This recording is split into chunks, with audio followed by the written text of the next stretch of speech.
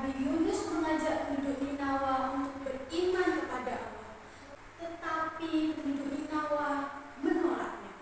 Mereka tetap memuja dan menyembah berhala seperti yang dilakukan kebiasaan itu oleh nenek moyang mereka dahulu. Kemudian penduduk Ninawa ingin Nabi Yunus untuk membuktikan ucapannya.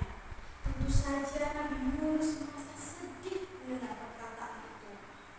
Akhirnya Nabi Yunus pergi meninggalkan negeri Ninawa. Setelah Nabi Yunus pergi, langit menjadi petang, gemuruh suara menakutkan dan angin kencang tiba-tiba datang. Penduduk Ninawa pun menangis dan memohon ampunan kepada Allah Subhanahu wa Ta'ala. Mereka memohon perlindungan agar terhindar dari bencana yang akan datang. Allah Subhanahu wa Ta'ala yang Maha mengetahui dan Maha menerima tobat akhirnya menerima tobat penduduk Ninawa. Gelap yang perlahan-lahan menghilang, suara angin kencang yang berhenti, dan suara gemuruh yang sudah tidak terdengar lagi. Kemudian penduduk Ninawa berkata, "Di manakah Nabi Yunus?" Ternyata Nabi Yunus sudah pergi jauh meninggalkan penduduk Ninawa. Tiba-tiba setelah sampai di tengah laut, ada ombak besar dan angin topan. Nahkoda dan para penumpang hanya memiliki satu cara agar semuanya selamat. Mereka mengurangi beban yang ada di kapal.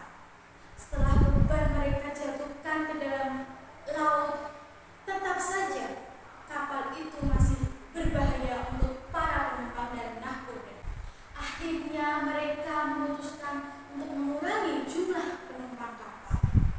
Akhirnya mereka mengundi nama-nama penumpang yang ada di dalam kapal tersebut. Dan undian pertama jatuh kepada Nabi Yunus. Kemudian undian yang kedua yang muncul lagi-lagi nama Nabi Yunus. Dan yang ketiga kali, undian ketiga, tetap saja nama Nabi Yunus. Nabi Yunus yakin semua itu adalah kehendak Allah SWT. Setelah membaca doa, akhirnya Nabi Yunus menjatuhkan diri ke dalam laut. Tiba-tiba seekor paus menelannya. Nabi Yunus masuk ke dalam perut paus. Di dalam perut paus, Nabi Yunus memohon dan berdoa perlindungan dari Allah Subhanahu wa Ta'ala. Setelah sekian lama di dalam perut paus, akhirnya Nabi Yunus terlempar dari mulut paus. Di daratan tersebut, dalam keadaan tandus, Nabi Yunus sakit dan merasa sangat. Dengan rahmat Allah menumbuhkan pohon labu di dekat Nabi Yunus.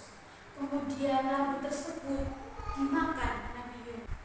Allah SWT bersabda dalam Al-Quran yang